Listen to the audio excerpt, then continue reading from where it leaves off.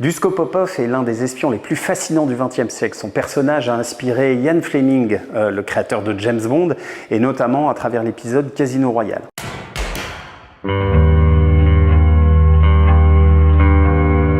Avant Sean Connery, Roger Moore ou Daniel Craig, il y avait un autre interprète de James Bond. Sauf que lui, ce n'était pas un rôle de cinéma, mais la vraie vie. Il est né en 1902, il fait des études en Allemagne où il parle la langue de façon parfaite et il rencontre un jeune Anglais qui va le recruter pour le MI5, le fameux service de renseignement intérieur britannique. Avec l'arrivée et la montée du nazisme en Allemagne, sa mission va être d'infiltrer l'élite allemande et notamment les jeunesses nazies. Il est serbe et a passé son enfance à Dubrovnik et personne ne soupçonne qu'il travaille pour le compte des Britanniques. Dès que la Seconde Guerre mondiale se déclenche, Popov devient un des piliers des renseignements alliés. Il obtiendra la nationalité anglaise, mais on ne sait pas à quelle date.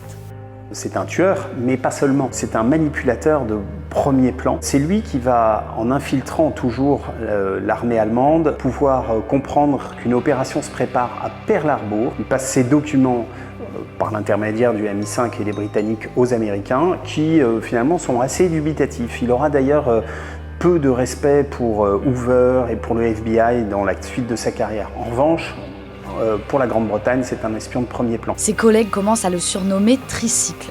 Avec ses yeux bleus translucides et sa galanterie, Popov rentre régulièrement accompagné.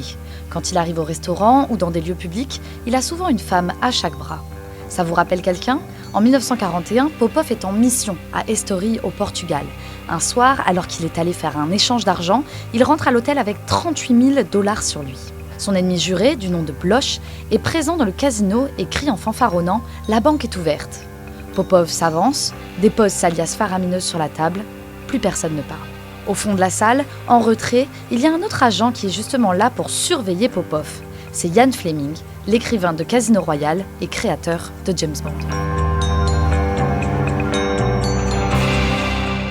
Pendant la guerre, il a une mission assez extraordinaire à accomplir. C'est à la veille du jour le plus long, du 6 juin 1944, emmener le sosie de Lord Montgomery pour aller à Gibraltar et faire croire aux Allemands que finalement les Britanniques sont tranquillement en train de préparer des opérations dans le sud de la Méditerranée, mais pas du tout en Normandie. En 1974, Popov publie ses mémoires et se retire progressivement du MI5. Après la guerre froide, les méthodes de renseignement ont changé. Il regrette un ancien temps et déplore que le Security Service laisse place à la modernité.